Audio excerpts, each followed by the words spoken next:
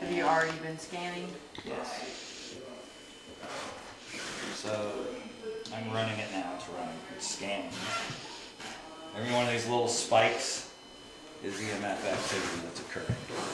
How very cool is that, David? And then there's a data readout over here that's telling you what the values are. And the frequencies we're looking at over here, we're looking at 2.16 hertz, 13 hertz, 11 hertz. It's all very low frequency stuff. And is it recorded? Is it spiked? It's being recorded. It's being recorded as you're looking at it right now. That's being recorded in real time. It's going on to that hard drive. This data logger here is what we're looking at. The data is coming into here. It's being logged and stored on this hard drive right here for later evaluation. Over here is like the brain of everything. I have this device here. It's a digital signal processor. It's called the London Blue 100. It costs about $2 grand. And it's essentially a big empty box. And you go in and you write a program for what you want the box to do. It has essentially, I think, 16 inputs and 4 outputs. So what we did with that is we wrote a program that basically has the control over the coils, which here's my coil control, and I can put notch filters in. I can do a lot of different stuff to adjust what I'm looking at and what I'm not looking at. Would that be the sensitivity levels? Or? It's not sensitivity, but if like I wanted to block out a specific frequency, say I was having a problem with 60 cycles up here, which I'm not because there's no power up here. Right. Okay. So say I had a problem with 60 cycles, I can filter it out going over here and notching out 60 cycles. Oh, I see. In Okay. other words, I could go over here to say like 60 right about here. I could take and build myself a curve where I could roll this down and take that stuff completely out of the mix if it was a problem, if it was an issue. I can go over here and be even more specific, where I could go into here and adjust these to where I could literally remove an overlap, which right now the overlap is set at 60 cycles. I could literally separate these two right here and completely drop 60 cycles out of the system onto that. It wouldn't even be an issue. And then I have the mic controls where we have 4 microphones in there at the same place. Same thing, you know, we have the ability to tailor what we're doing in here as far as adjusting the equalization. We can alter ourselves to the acoustics of the room so that we can put a relatively flat response on the audio. We've got gain reduction, compressor limiters. Here's our essential gain controls where we can jack up what we're listening to and that sort of thing. So all these things considered, we're taking 4 audio signals and 4 EMF signals, putting into a processor and being able to compare them and to compare the levels in each sensor. Good grief, David. By doing that, what's really cool is, and here's actually the program. This is what's going on in the box. So we have 4 microphones, 4 coils. They're coming into what we call Casper Blue 100. How true? Yes. And we're running it in here, and if we open up this processing object here, we can see exactly everything that's going on in there. So this whole program that's running right now is this block diagram that I'm showing you here. In other words, to design this system, we drop and drag components. And once we wire everything up, we upload this to the box, and that tells the box what to do, how to process. So this is kind of the brain of the whole thing here. Coils come in here. We have coil preamp. We have a 60 hertz notch filter built in that takes 60 hertz out of it before it even goes into the system. So 60 hertz coming out of the wall is no longer an issue at all. It's not even red. Then we have all these various stages of gain because we're looking right at the noise floor. So the stuff we're looking at is very, very low level and is just above the natural noise floor that's created by natural occurrences in the environment. Right. Because we're surrounded by EMF all around us all the time. The trick is looking for the right EMF and finding that, and finding something that is, wayward and shouldn't be there. And that's kind of what we're doing here. What we're doing is we're comparing different signal levels that are emerging in each one of the sensors in there. Now, when it finds a signal that is emerging, and the signal strength is variable to each one of those sensors in there, it's going to tell me about where in the room that opening is occurring. And when it tells me that, we can go to that spot and we can put a ton of different electrical equipment there, sensing equipment, to measure things like gravitational field, and we find that the gravitational field is fluctuating along 3 different axes. We have temperature fluctuations, we have barometric pressure drops, we have static energy increases, we have elevation and Sorry, David, excuse me. elevation and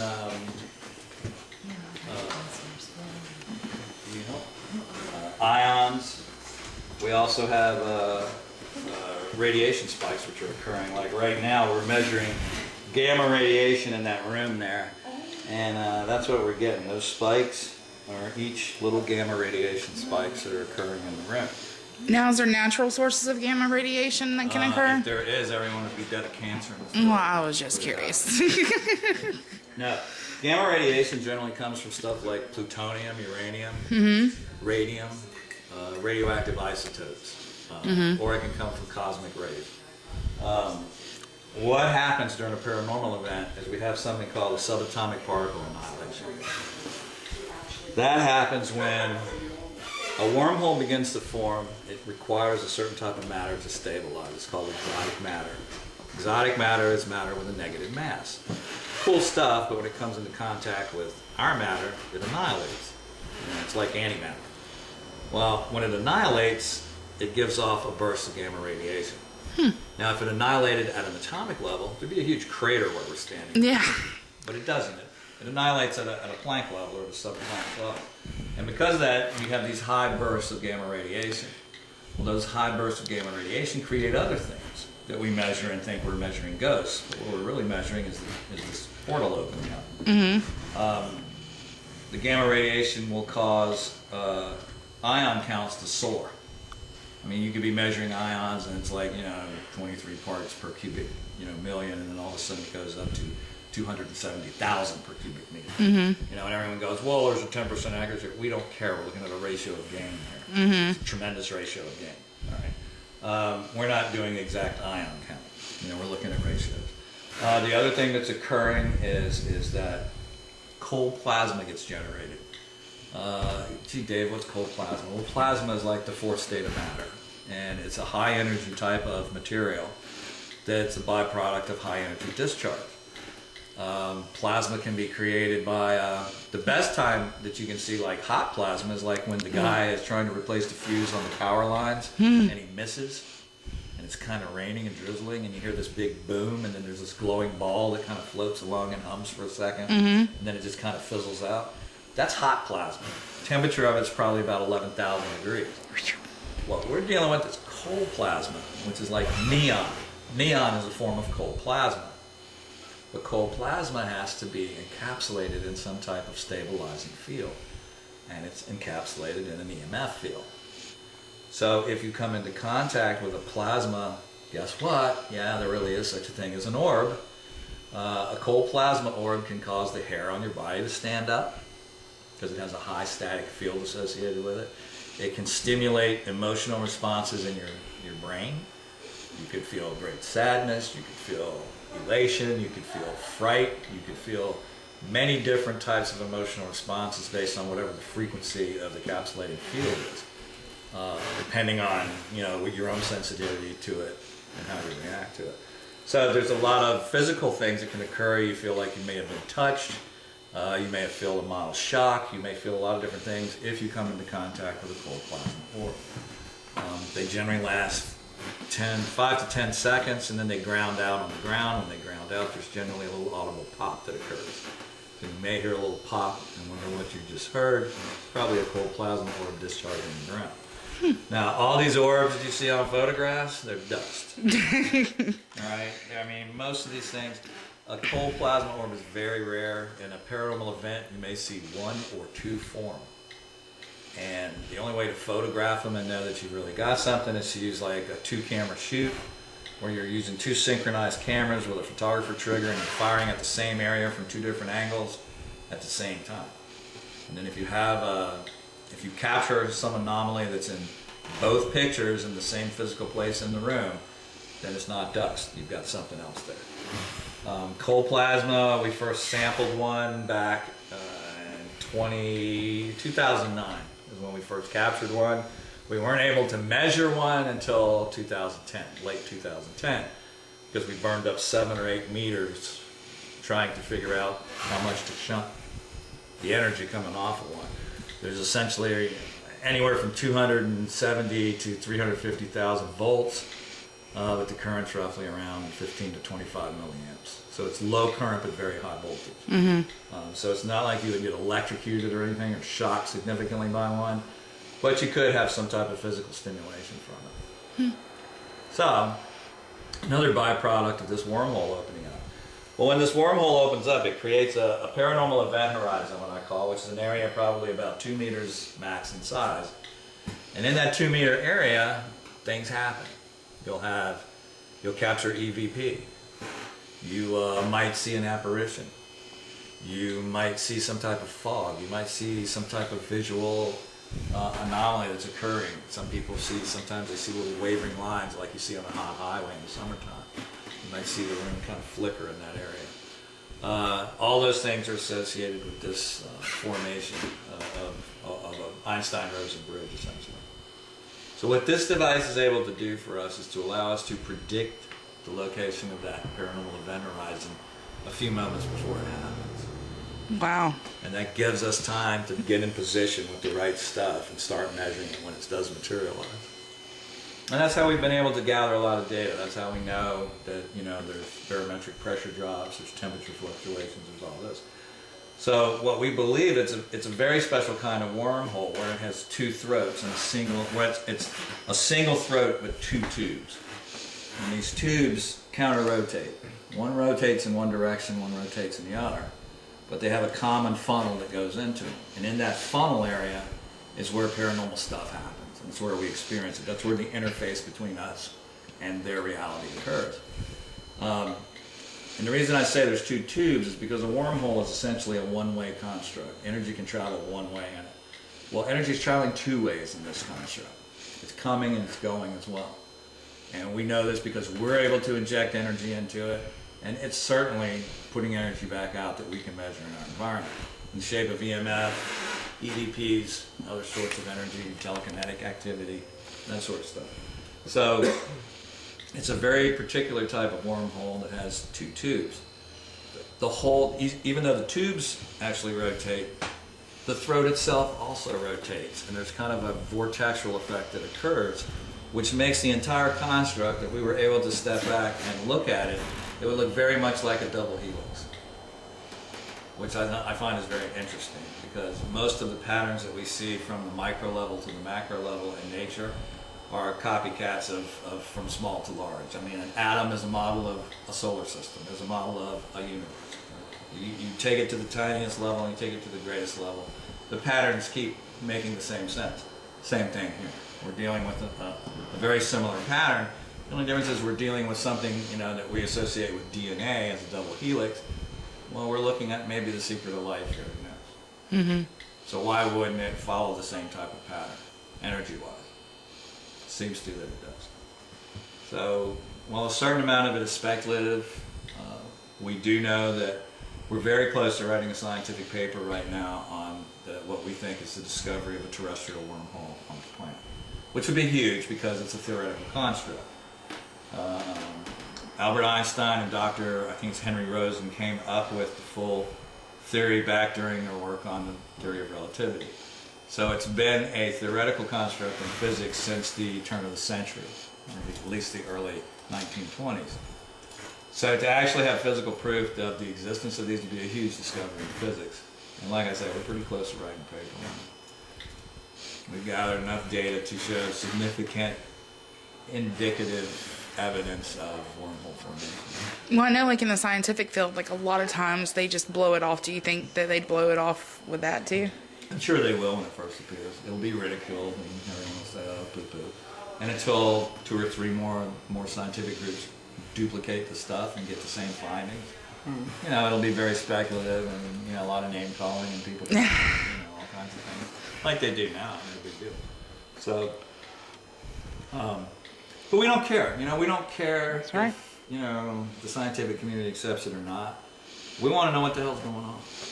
I mean, that's what it's all about. I mean, you know, to say, you know, oh, you know, these guys are, you know, the trees have rocks and that's what, they have memory and that's what causes the residual haunt from the feathery realms. And, you know, that crap just doesn't cut it with me. I gotta know exactly what's going on. And if wormholes do exist, which we're pretty sure they do, that would explain a residual haunt, not as a haunt at all, but as a connection between 2 places in time. So you would literally be witnessing a historical event occurring as it's occurring. That's what a residual haunt is. It's not a haunt at all. You're seeing history That'd be as cool. it's taking place. Because you're looking at a slice of reality from a period in history as it's happening where you're at. Because you're looking through a conduit from your time to that time. Would you hypothesize that they're experiencing us in the same way that we are experiencing them? I'm sorry, what? So would you hypothesize that they would experience us in the same way that we're experiencing them? That where they I don't think so. I think in that where- case, I mean, I think it's possible, yeah. I mean, I think they could, not necessarily when we are seeing them, but circumstances could certainly unfold where in their normal life, they would witness something from the future. And I'm not sure I haven't seen something like that in the past. I'm not sure I haven't had a glimpse of something in the future. And it's pretty well, while looking back in time seems to be a whole lot easier than looking forward in time physics-wise. Because there's so many things that can affect the future based on what happens today. Even if you did see the future, you're probably seeing a glimpse of a potential future based on current events. Right. So if something changed those current events, then that future obviously is going to change as well. So it's a little trickier looking forward in time. However, like I say, I mean, I think I've had experiences at some point in my life where I may have seen a glimpse of something in the future. And I'm sure they probably have too, but think about their level of understanding in, say, 1860 versus our level of understanding today. I mean, what would you think it was? You know, you'd be looking for a witch to burn or something. Alien, I mean, literally. something kind of. So, I mean, when we take all these things into consideration and we look at them, you know, we have a whole lot of tools at our beck and call that when I started in this field in 1976, this stuff is unheard of. I mean, laptops, PCs didn't exist when I started this. You know, the fact that we have not only PCs, but we have laptops that are capable of doing what the original defense NORAD computer was capable of doing to control missile launches globally. We can do the same thing, and that computer filled up 6 rooms under a mountain. Right. And you can do the same thing now with a laptop. It has the same amount of processing power as those 6 rooms had 25, 30 years ago. So the technology available to us today is incredible. When I started out, my first EMF detector was a Korean War minesweeper that was used by the U.S. Army that had been rewired and turned into a passive receiver. And how a mine detector works is it sends a signal down, and then it has 2 coils, a transmitter coil and receiver coil. It sends a signal down, and whatever's reflected back tells it what kind of material is down there and how deep it is. Well, we converted the whole thing to where it just listened for EMF and tied both coils together, so we had this huge big listening coil. And then we fed it into an here's a word for you, a Tektronix 545B oscilloscope, which was a tube oscilloscope that weighed about 65 pounds. Now that was our EMF detector. Now you can imagine hauling something like that around. how we recorded Radova voices, or what we call today EVP, And not was cheap, with. not cheap either. Those things were even the more digital tectonic stuff. Were, I had a TIAC A4010S reel-to-reel, Yeah. about a 60-pound recorder, reel-to-reel recorder. quarter-inch. Yep, Yeah. hauled that around with a Sony tube mixer and a microphone that Elvis used to sing in. You know, this big Shure block microphone. Arthur Godfrey used to have one on his desk when he wore his Hawaiian shirt. One of those ribbon mics. Yeah. Does the size of the room, like that's a small room, does that have any effect? We'll have to turn the gain Versus down. the room? Okay, Yeah, so that's the only difference. See, I have the ability, what's great about the digital signal processor is I can add 10 million times the gain that you can get from a normal mixer. Wow. Like if you were just using like a regular old mixer like you would use in a PA system or something, you essentially can get about 100 dB a gain out of it. I can get probably 15, 20 million dB a gain at my fingertips with that.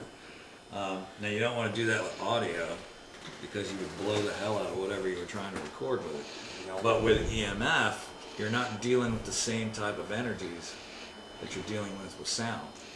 So you can crank up the gain pretty good, and you can bring the whole EMF noise floor.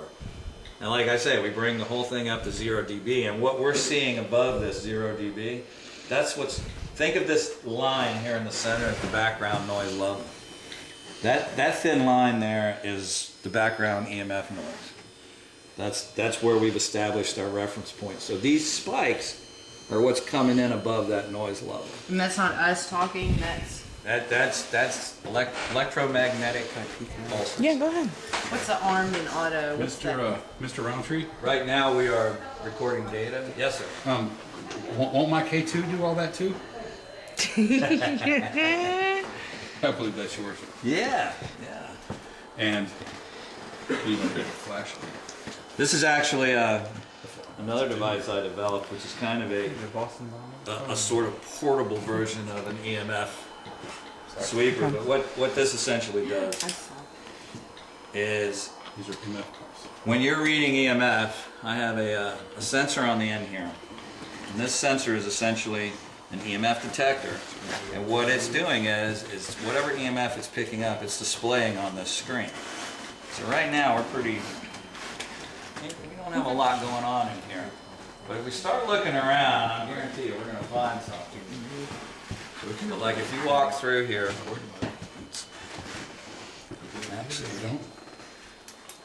one of the Look at there. benefits of having this on a stick. That's like a hunting Having gun. you go into each room, and very easy to maneuver this thing around, check around for. No, this is a real question. The K2 was just a joke. With that, I know with a millimeter cycles once every 3 seconds. A lot of people don't know that. Right, Or your average millimeter. right. Do you have to worry about how fast you move that? No, because right now I'm sweeping, and let's see, I'm set at the level of 0.883 millivolts, so I'm reading a signal that's 0.883 millionths of a volt is what I'm reading. The time base on it is 20 milliseconds, so every 20 millisecond Right. is a full sweep. Right. So nothing's going to get past. Right. I just thought. So I just yeah, wanted the beauty of using laboratory grade technology is you get laboratory grade data, Right. Well, and I mean, which is a good thing. You can map in grid. You can still map in grid a room with a millimeter. You just Sure. have to. It has It takes to more take time. longer. Yeah. It takes more time. Does that do internal data logging so you can output it? What this will do in this mode is you can save a screen capture. Okay. And you can save up to 10 screen captures, and then you can upload them to a PC later. Now, having said that, you can also, this has an optical data link where you can plug this into, it's an optical sensor on one end and a USB on the other. So you can plug it straight into a laptop. It has software. You can bring up the software and see what's on the screen. You can plant this somewhere, run a cable back to your laptop and let it run, and you can sit there and literally capture the data all day long. So, great little tool. And if you want to spend real money, I mean, this will cost you about $300, runs anywhere from $299 to $399 depending on where you buy it. If you want to spend some real money, like about $1,500 and buy a flute, it'll literally sit there and give you real-time data logging after it. Well, you got to pay, you pay a lot of money. Oh, that's just pocket change. I used to do stuff on the networking side. Man. Right. They're not cheap. It's No. 15 grand for it. Yeah. But like, Fluke, you're going to spend a lot. Fluke is like Tektronix. You know, you're going to spend a crap load of money for it. and if you're watching the Spirit Board, the Spirit Lab on Facebook, if he ever mentions anything, don't buy it. No, if I mention it, you better buy it when I mention it. Because it goes up $100. Because within within 2 days, within yeah. hours, it goes within. Yeah, within 2 $100. days it goes up tremendously. We keep trying to tell him to start putting on that he's playing with blocks. But the funny thing about it is we looked at a recording device the other day. What was it? Tracy, what was that recorder? It was an 8-track Tascam, right? Yeah, Tascam. On sale for $329. Something for no, it was on sale for $419 Normally just for one day, and then it $1,600. was $529. Yeah. Like instantly. I go, hey man, I post a link within an hour. It's a couple $100. What we need to do is buy stock in a certain company, then have him mention it. I'm telling you, it's weird. I think it's coincidental, but it just seems awful coincidental. I don't know. The data logging software you're using for the rig, is that proprietary? Do you have some work?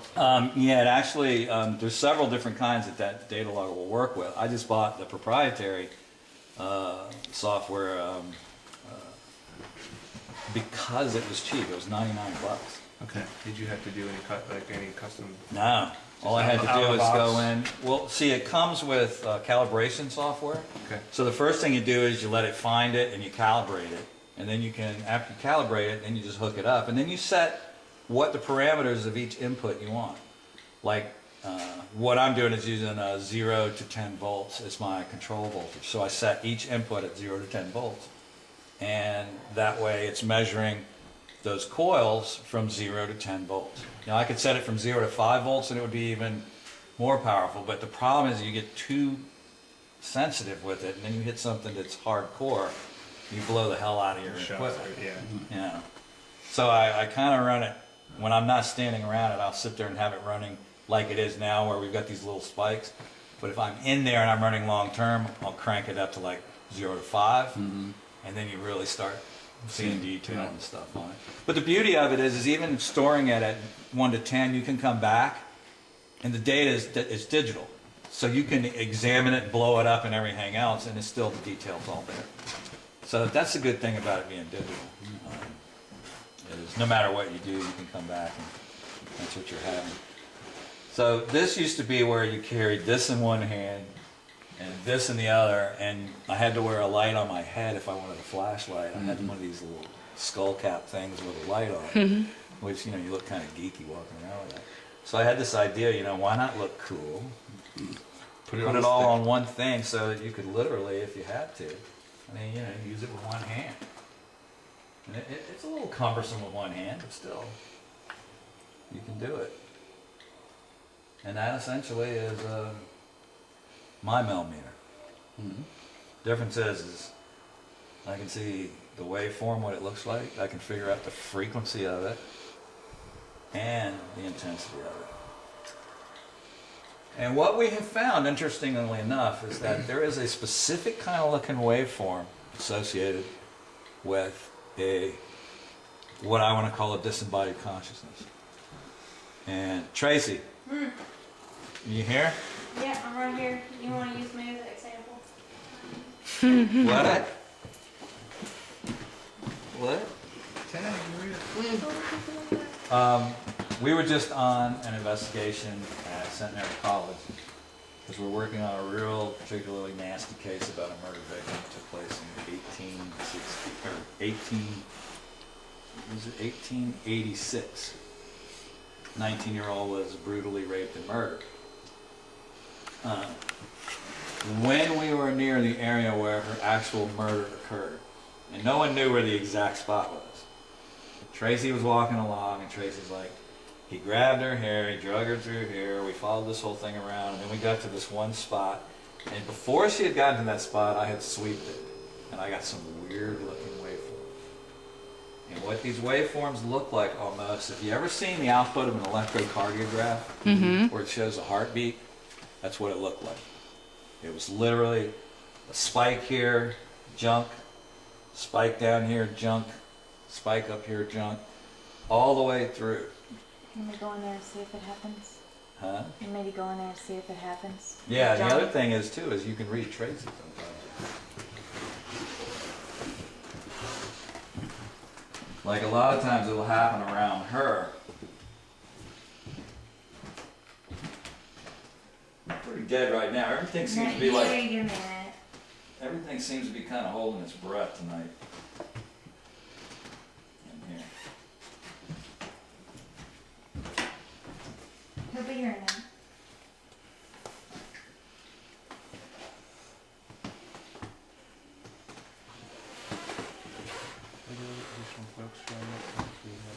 Couple.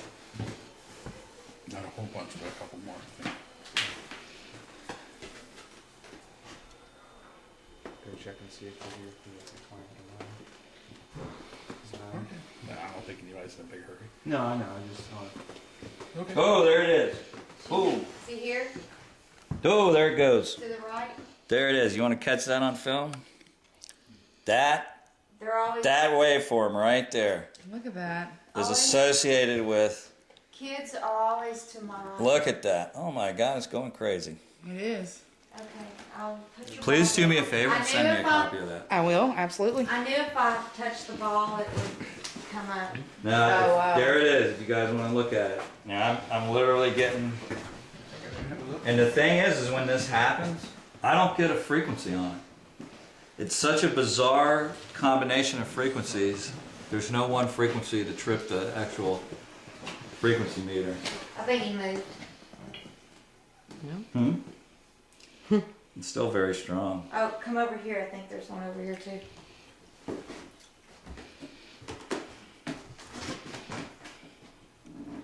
Yep, right here.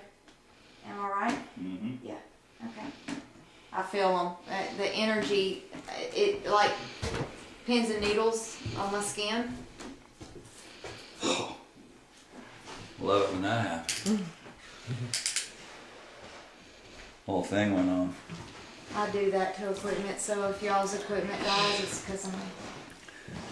Alright.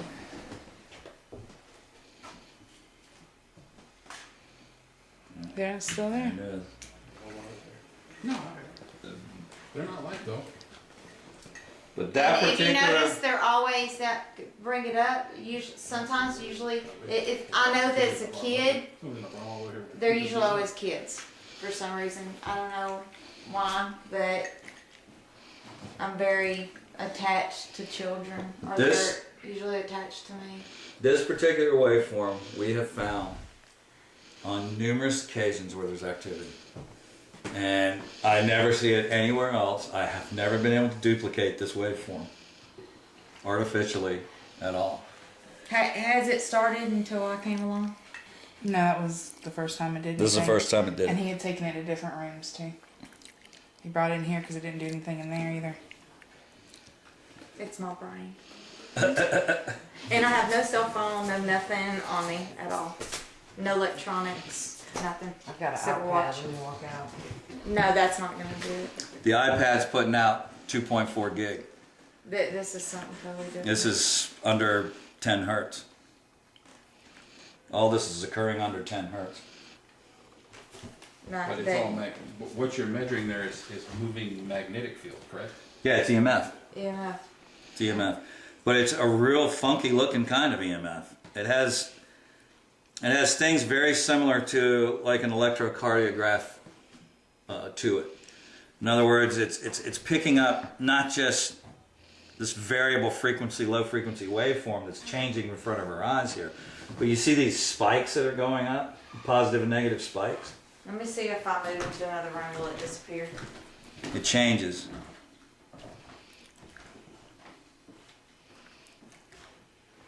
It's not disappearing. Give it a minute. And this is, the main frequency is varying between about 14 hertz and 7 hertz.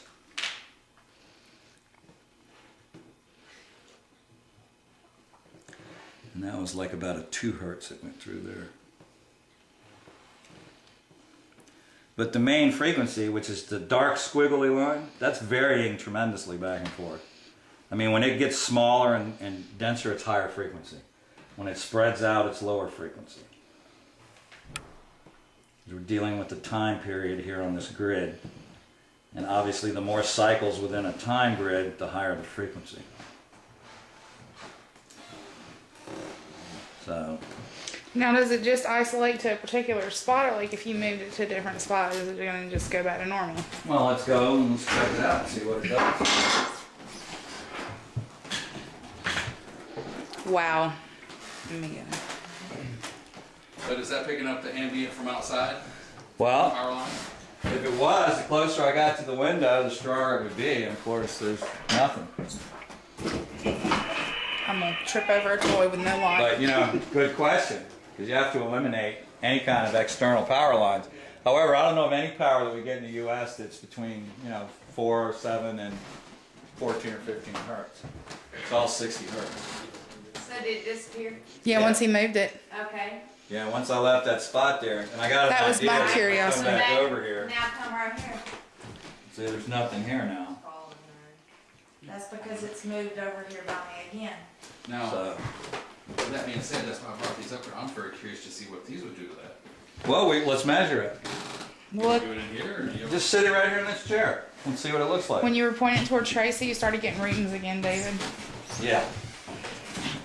She does that. Now that's what you're generating right there, buddy. What are those, Eric? These are MF pumps. These are magnetic field pumps. Okay. There it is. That's what the waveform looks like you're generating. It is 21.45 hertz. It's varying because you're, probably got a battery operated motor. It looks different. So It does look because different. it's a It's single steady. frequency, we're getting a readout. And it's telling us it's 21 point Whatever. varying 339 to 21 whatever hertz, but pretty steady in the 21 hertz category. And it's not like sporadic like that other one was at No, all. not at all. And if you think this is like that spinning magnetic field, you do this. Now, dude, put a second one up and let's see what. I have to put them on the floor to do that. Well, put them on the floor. Somebody downstairs will go ape shit. Someone will start shitting on themselves. Now we have one. Now let's see what happens when we put 2 in there. Oh look, we have 2 waveforms. And look at how they mix. They're slightly out of phase and it causes all that funk to happen. But if we go and do proximity effect, we can say, okay, there's one. There's the other one. I like this one. It Yeah. moves. It's like that. developing technology. It won't hurt your ears. So that being said, with the fluctuations that we were getting a moment ago, do you believe that was because they were different fluctuations, that it was a different individual, or it was the same Very thing? well could be. I mean, I can speculate that that's the case, but it's pure speculation because we haven't been able to prove a direct tie-in to the fact that all I can tell you is statistically, when we come across that waveform, there's generally activity involved. Okay. And so we haven't reached to the point where we can analyze it to the point of saying, oh yeah, that's Joe Schmuck, the guy that died here, Yeah. such and such. However, I don't think that's not impossible. I think that someday we may very well be able to pick up a bio pattern from someone and be able to, just like a fingerprint, identify an individual with it. We're doing that kind of now with EVP, where we're taking voice analysis. If we have a recording of a person when they were alive, of their voice, and we get a recording of an EVP that we suspect may be from that person, we can compare those 2 wave files and find markers that are common in the EVP and in the voice file that we have on record. Then we can positively identify that EVP to that person. Mm-hmm. Now, we're at the very infantile stage of doing that because most of the people that I have voice files on are still very much alive. Yeah. But if they do pass away, I have deals with them like, okay, when you die, come back And haunt leave me. an EVP. Come back and haunt me. Yeah, because then if I can show your voice print plus an EVP we get after you're dead, and there could be a match, then we've definitely just proved there's life after death. Yeah. There's no doubt about that. Yeah. That's pretty damn solid evidence. Yeah. Well, and the other thing too, like the other reason I wanted to bring these up here is you saw how strong the waveform was with that. Well, when you see the other waveform, you see how little energy you're actually detecting, energy-wise, how small it really truly is. Yeah, that's what I'm saying. So that's why, you, like David said, that's why you have to have lab quality equipment to get lab quality results, because if you walk around with a stud finder, you're only going to find studs. That's true. Exactly right. I mean, that's the whole thing. You know, most people go around using equipment that's designed to do something that they're not doing. No one's making a ghost hunting piece of equipment. They're calling it that, but it's based on a piece of equipment designed to do something else. So, and there's nothing wrong with that, because what we've done is we've turned it around. Instead of looking for ghosts, we're looking for signatures in the environment that are different than normal. Because I believe this: if we can hear it, feel it, touch it, smell it, taste it, experience it in any way, it has to follow the laws of physics. Has to. Or it's not in our reality. So that makes it really easy if you think about it. It's got to follow the laws of physics. So the trick is, how is it following the laws of physics? And that's where we're going to find the answer. You know, it's in science. It's not in the feathery realms. Well, In spite of what people will tell you, oh, you know, science will never figure this stuff out, you know, because, you know, it's all fucking magic. Really? Okay. how do you feel about this? That's a good question for you. How do you feel? Don't you think that part of the next evolution of things that happen paranormally are going to be about the investigator? Monitoring the investigator? This is something, yeah, well, we're already starting to do this. Even in quantum mechanics, there's a thing called the observer effect. And what it does in quantum mechanics is it has to do with wave-particle duality. Is it a wave? Is it a particle? Well, until it's measured or observed, it could be either. But because of a human intervention, the observer, the act of measuring the particle or the wave collapses the field and fixes it into one form or another. So it's either a wave or it's going to be a particle. But until that point, the probability is it could be either. And that's what's so weird about quantum mechanics, and why a lot of people that are like real physicists don't get quantum mechanics. They think it's crazy stuff. They think it's all voodoo and stuff. So you have to kind of think outside of the box to really understand it. But what quantum mechanics says is that there's a world of possibilities out there. In other words, you could walk into this wall 1,000,000 times and skin your forehead and bounce off of it. But 1,000,001, your molecules will line up exactly with the spacing of the molecules with that, and you'll walk through the damn wall. That's what quantum mechanics tells us. Now, I don't feel like walking into a wall 1,000,000 times, although I've done it a few times. But I've tried it mostly with floors. the point is that in quantum mechanics, everything has to do with not possibilities, but probabilities. What's the probability of something happening? And when you start looking at the universe that way, it starts to make a little more sense. Then the things that you see, maybe they're not so paranormal after all. Maybe they're paranormal, meaning that they're normal, but we don't understand it quite yet. And that's what I think we're dealing with here. Do I think we survived death? Yeah, I do. There's enough anecdotal evidence out there that seems to suggest that something about us survives after death. And yeah, I know anecdotal evidence in and of itself is not very strong, but there comes a point where there's just so damn much of it, you have to give it a little weight. Now, if you talk to Dr. Raymond Moody, who's like an expert on the near-death experience and that whole aspect, I mean, these are people who have been doing this for 30 or 40 years, and they've been dealing with hundreds of case histories, and they're getting the same stories over and over again. There's got to be something to it. And I know that, you know, scientists explain away this near-death experience as, well, you know, when the brain is robbed of oxygen, you start hallucinating and this, that, and the other thing. What about someone that was dead for over 15 minutes? I mean, they had like flatline brain activity. There's no hallucination, there's no nothing going on. And they come back and they're normal. There's cases of that all the time. And they're all reporting the same stuff. So you have to give it a little bit of credence, even though you may not buy into it hook, line, and sinker. You have to say, well, you know, there's something to it. Well, what about some of the work Persinger did with the God helmet? Persinger, you know, we interviewed him on our podcast, The Devil's Advocate. Dr. Stephen O'Rourke and I interviewed him. And, you know, we had this major disagreement, and then we realized we weren't really disagreeing at all. You know, it was like we were having this major disagreement because he was saying, oh, well, there's, you know, these frequencies you're measuring are coming from the environment. And I'm like, well, yeah, you're right, but they're not initiating in our environment. It's like a local effect, but it's a non-local source for it. I said, tell me what in the natural environment is generating, 2.7 hertz. Well, it's coming from somewhere, is what he said. Yeah, exactly, it is. It's coming from somewhere else besides here. That's the trick.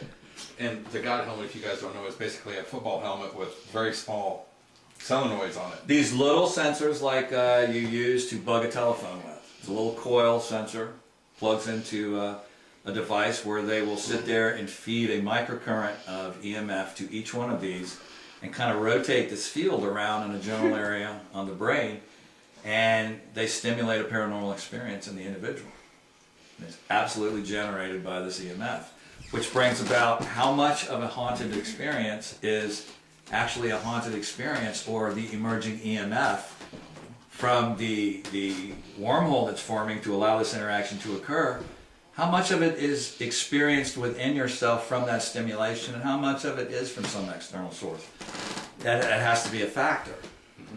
So again, it's going to come a time when we're going to have all of our people wired up. So we're monitoring them and what's going on in their body as much as we're monitoring the environment as well.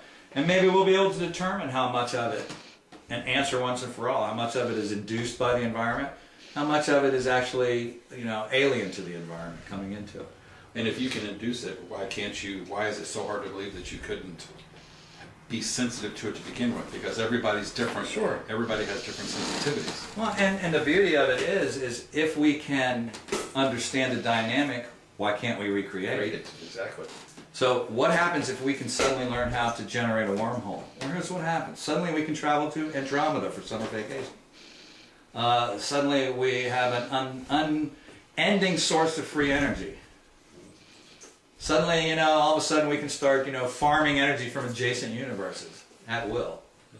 I mean, we can travel. We could travel different places on the planet Earth. You could step into like a little box like the TARDIS, and you could end up in, Mongolia 30 seconds later. Just because you're utilizing wormhole technology. You could pop to Mongolia for dinner and pop back to Or Paris for you could go dinosaur hunting in Precambrian times, I think I'd pass on that one. So, I mean, the possibilities are endless of what the technology can do. It would literally revolutionize the human race. So, all because we're trying to figure out what the hell's going on with spooky houses, man. Yeah, pretty cool. Now Anybody got any questions? the thing Tracy brought up, what was that? The thing she brought up? The piece of equipment that had 2 microphones attached to it. That is the Rountree voice phenomena recorder. That is a Tascam DR40, and it records EVPs. Okay. Is it more sensitive, David? It's definitely more sensitive because we use a real special kind of microphone on it, but what's really cool is it's a 4-track recorder. It has 2 built-in condenser mics, which are deaf to EVP. Condenser mics do not hear EVP. So, you've got a controlled pair of channels. You've got a set of channels that are not going to control, they're not going to record EVP at all. And then you've got the 2 channels with these special little mics on them here, these Audex mics, that's going to record sound and EVP. So there's mics here. Now those mics don't record anything. Yeah. They record Yes. sound only. Sound They only. won't record EVP. These Okay. record EVPs. So what that means is instead of listening to 7.5 hours of boring audio, Yeah. you try to find your EVPs. And you just push You record put it in your and software let and it you look go. at the 2 files and you see the one that's got the niche on it down here, and you go to that niche and you listen to the niche. And that niche is probably where your EVP is because Oh, it's that'd not make- in the other. And then you just download it, and then, it's That'd make life no more easier. hours and hours. No. Oh my god. It so keeps you simple. from having pareidolia because if you sit there and listen to that white noise for hours and hours, Yes. and then you hear something, Anybody have a you're gonna password? hear like Jesus parting the waters. You're gonna hear like, Right. I just cut a fart. You're gonna hear I got a light. all kinds of things that aren't there because you're Right. suffering from pareidolia at that point. That's So David, when will awesome. this be out on the market for us to purchase as paranormal investigators? Well, you know what? On the website, we tell you how to put it together yourself from stuff you buy off the shelf. That's right.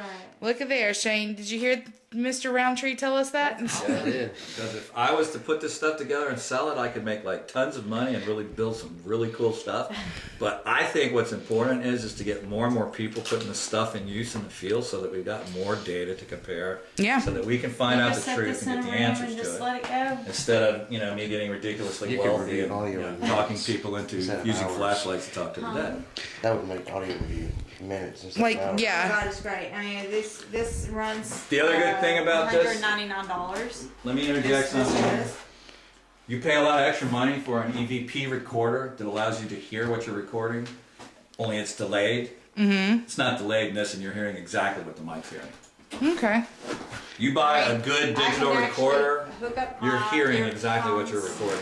Yeah. Here. With our recorders too, you can we have the more expensive But it's Sony brand. You can better, plug it in, headphones in, and you hear what you're saying as you're saying, and it's amped up. Oh yeah, it's just like these guys that are selling these, real-time EVP recorders. Yeah, you're wasting your money, and there's a All they're delay. doing is they're taking a recorder like this and putting a digital delay circuit so that it's delaying it slightly, so you think like you're doing something. Yeah, you're not. Trick. Yeah, it's a waste of money. He's back. So you said on the website it says how to build that? On Spirit Laboratories website. Actually, all- Paul Browning has a video tutorial on YouTube.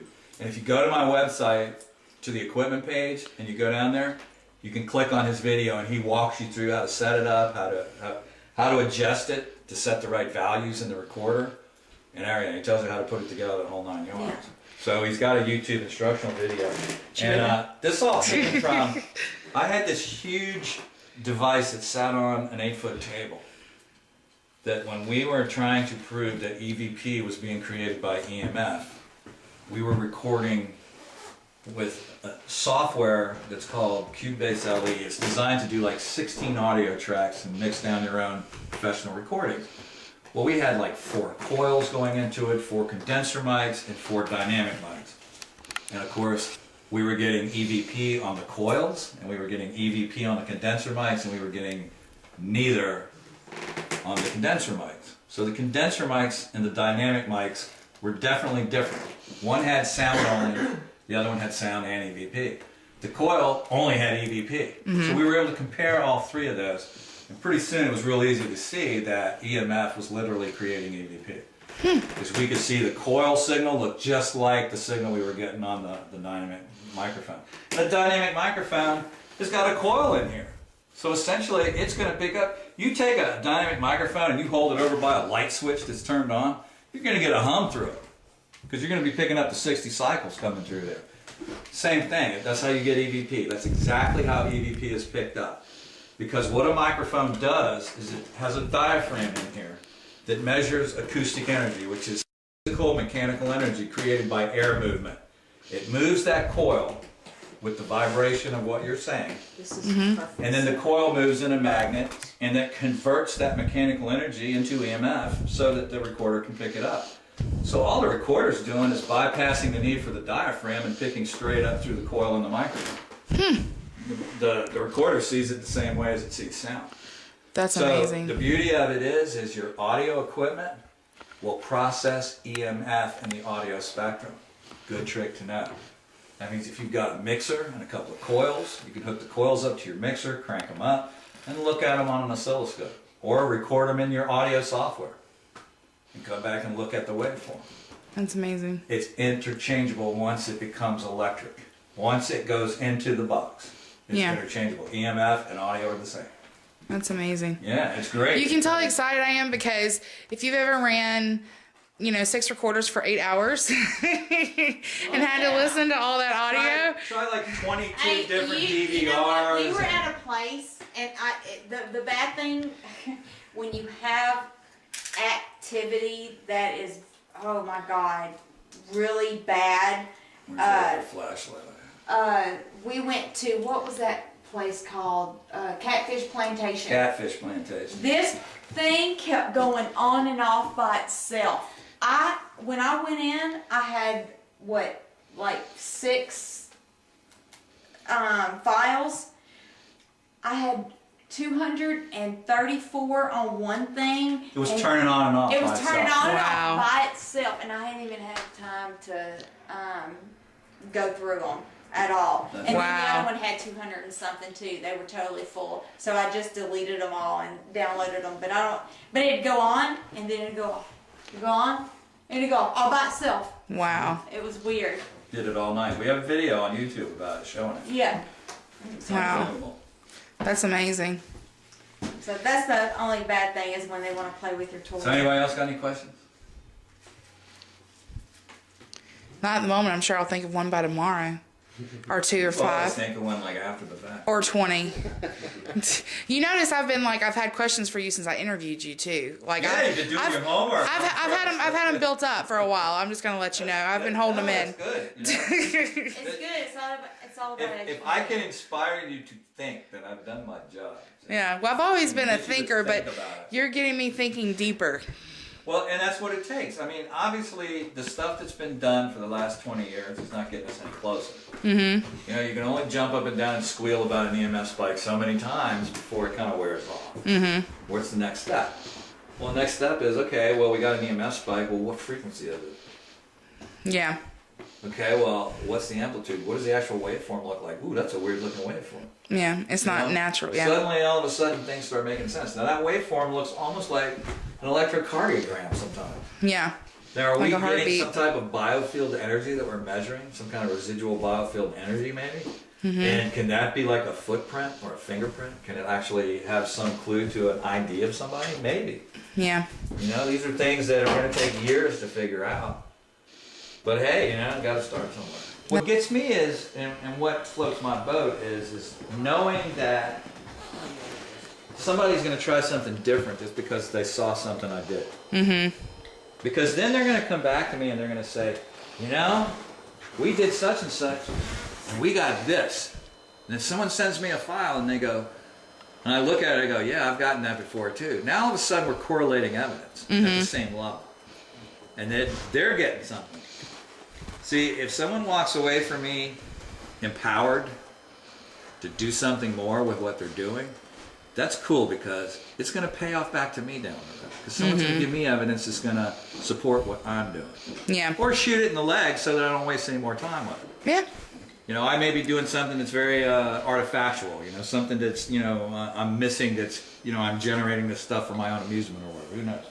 So I look at it like that and I think, you know, here's another thing I got too. This is sitting here measuring The gamma, right? gamma radiation. Every one of those spikes is a gamma spike. It's a lot less now, so the activity's kind of shut down. And that's all right out of the room where you have the 4. now. Yeah. So, interesting stuff, though. It I is. mean, when you start thinking about it, if this stuff happens and it has the impact, it's got to leave a signature on the environment. Yeah. So why don't we look at the environment and monitor all these different aspects of it and see what happens? So that's what we did. Mm-hmm. And all of a sudden we're like going, holy shit, you know, this is going on. Yeah. You know, the first breakthrough we had was when we figured out that EMF was creating EVP. Then the next logical question was, okay, where's it coming from? Mm-hmm. What's the source? So we started looking and we're thinking, this shit seems to just be like popping into a room, you know, from nowhere. Mm-hmm. You know, all of a sudden you're standing over here in the middle of a room and you're getting EVP, but the person sitting over there isn't. Why? Mm-hmm. They're only a couple feet apart. Why isn't this guy getting it on his recorder, but this guy is? Mm-hmm. So then you start looking around and you're starting to say, you know, oh, well, this guy's also complaining about being cold. Then you start putting 2 and 2 together and you're thinking, you just happen to be at the right place at the right time. And all of a sudden you get that one piece of information that says, you know, shit, barometric pressure dropped here too. So you've got 4 little seemingly insignificant, non-related pieces of equipment give you this information. And so now you're thinking, something's going on. Mm-hmm. Something is changing the environment there. And it's changing it enough that we can measure it. That's cool as shit. Okay, now what is that telling us? Okay, back to the drawing board. So now I developed this. I said, okay, what if this is an emerging thing? What if this EMF is emerging into the environment? If we could find that emergence point, shit, man, that would be like where it's happening. Yeah. That would be where everything is happening, is at that emergence point. Mm-hmm. So I started thinking about it. I said, you know, I have to do something like a kind of like a radio triangulation thing, only do it for low frequency EMF. And that's what I did.